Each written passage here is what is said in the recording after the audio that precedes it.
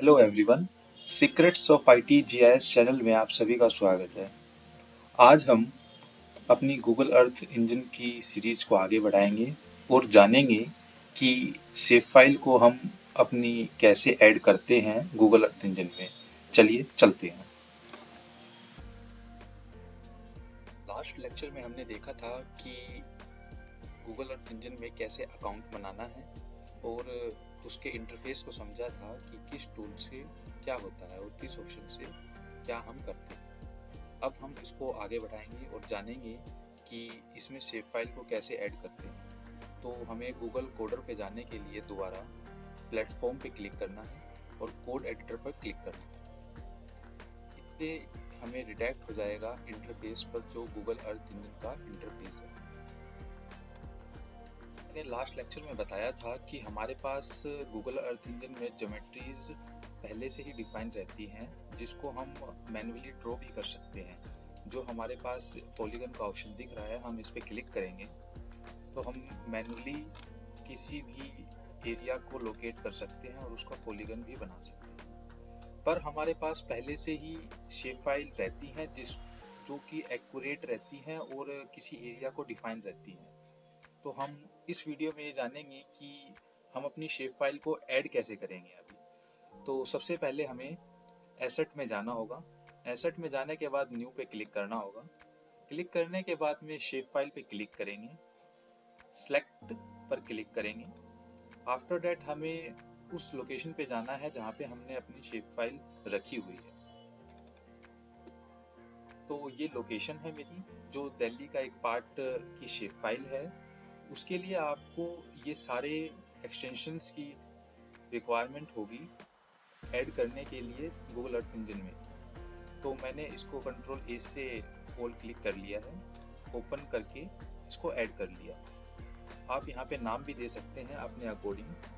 तो मैं north east Delhi दे देता हूँ और अपलोड कर देता हूँ। अब ये अपलोड हो रही है, हमें कैसे पता चलेगा? तो उसके लिए हमें टास्क बार में जाना होगा और यहाँ पे अनसबमिटेड टास्क लिखा आएगा। जब ये ब्लू टिक हो जाएगा तो हम मान लेंगे कि ये अपलोड हो गया है। तो यहाँ पे लोडिंग की प्रोसेस स्टार्ट हो गई है। हम थोड़ा वेट करते हैं उसके लिए। तो हमारी जो बाउंड्री थी वो हमारे गूगल अर्थ इंजन में इंपोर्ट हो चुकी है और ब्लूटूथ उस पर आ चुका है। और अब हम एसेट में जाके क्लाउड एसेट में देखेंगे इस कोड नीचे करके ड्रॉप डाउन को। तो गूगल नॉर्थ ईस्ट दिल्ली के नाम से हमारे पास में जो हमारी शेप फाइल थी वो इनेबल हो चुकी है। उसको अब हमें इस कोड में लेना है। उस कोड में लेने के लिए हमें उसके लिए इस पे जाना होगा और नेक्स्ट इंपोर्ट इनटू स्क्रिप्ट करना होगा, जिससे कि ये स्क्रिप्ट में आ जाएगी। और जो हमने ये पॉलीगन बनाया था हम उसको रिमूव कर देते हैं।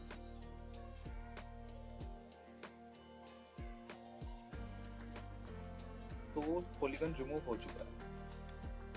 अब हमें ये जानना है कि जो हमने शेप फाइल ऐड की है वो कहाँ पे आ रही है। एक्चुअली हमें ये पता ही नहीं चल रहा है कि जो हमने शेप फाइल ऐड की है उसकी लोकेशन क्या है। तो उसकी लोकेशन पे जाने के लिए हमें लोकेशन पे जाने के लिए जो हमने कोड में अपने स्क्रिप्ट में शेप फाइल को ऐड किया है, अब वो हम शो करवाएंगे अपने इस मैप में कि वो कहाँ पे लाई करती है। तो उसके लिए हमें सबसे पहले इसको हम ओपन कर लेते हैं और उसके लिए हमें कोड लिखना होगा map dot add layer bracket start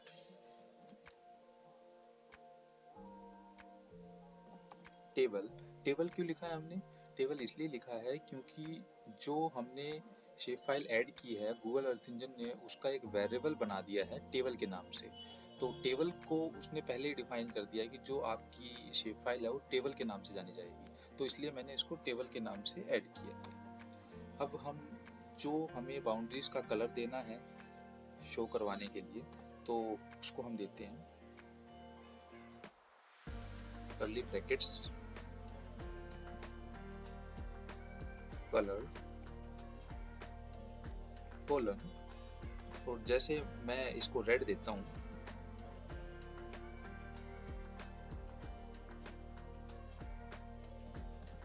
अब हमें मैप में जिस नाम से उस बाउंड्रीज को शो करवाना है वो नाम देता हूँ। जैसे मैं शो करवाना चाहता हूँ AOI के नाम से, और इसको क्लोज करने के लिए लास्ट में हम कोलन करते हैं। तो ये हमारा कोड है जिस कोड से हमें इस मैप पे वो ऑब्जेक्ट दिखेगा। तो चलिए इसको रन करते हैं। यहाँ पे लेयर्स पे नीचे रन हो रहा है। अगर हम दिल्ली लोकेशन पे जाएंगे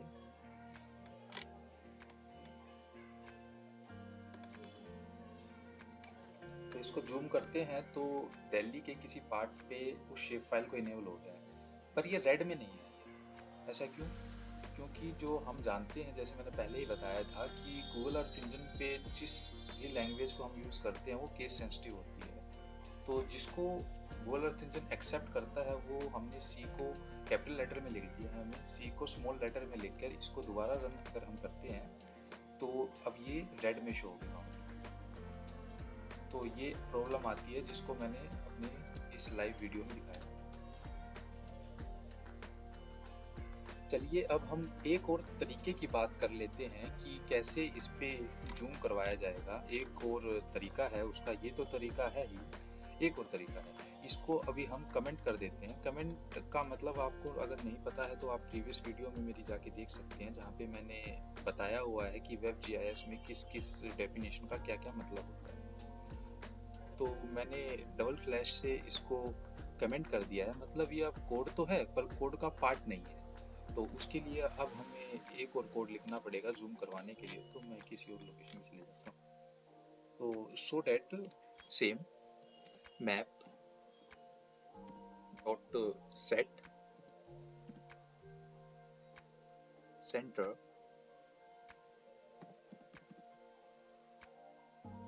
ब्रैकेट स्टार्ट। अब ब्रैकेट्स में हमें वो लेट लॉन्ग देने हैं जिस लोकेशन पे हमें उसको जूम करवाना है।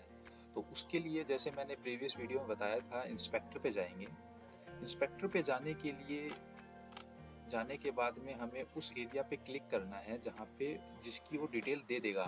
तो इंस्पेक्टर क्या करता है, हमें डिटेल्स प्रोवाइड करवाता है उस एरिया की, शेप फाइल की या इमेज की, किसी की भी। जैसे मैंने क्लिक किया तो यहाँ पे पॉइंट्स आ गए हैं लेट लॉन्ग के साथ में। तो मैं इन पॉइंट्स को कॉपी कर लेता हूँ और ब्रैकेट्स के अंदर डाल देता हूँ।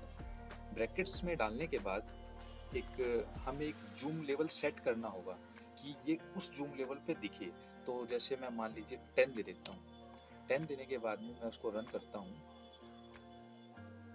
तो ये इस जूम लेवल पे दिखेगा। मैं इसको थोड़ा और जैसे 15 देता हूँ तो ये थोड़ा और ज़्यादा जूम हो जाएगा। तो ये था हमारा आज का लेक्चर का पार्ट, जिसमें हमने ये जाना कि हम अपनी शेप फाइल को कैसे ऐड करते हैं गूगल अर्थ इंजन में।